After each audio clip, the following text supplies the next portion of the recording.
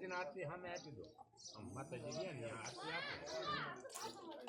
બધા આપી, બધા એક જણ આપી દો, બધા આપી દો. પછી પોતપોતાની રીતે આરતી લઈ લો. અને આરતી એટલા ફેરવો. પૈસા મૂકવાની જરૂર નથી. આરતી લીજો એ મહત્વનું હો. પૈસા મહત્વના નથી.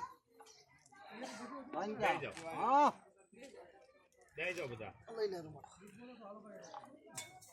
બે હાથ જોડી રાખો. હાલો.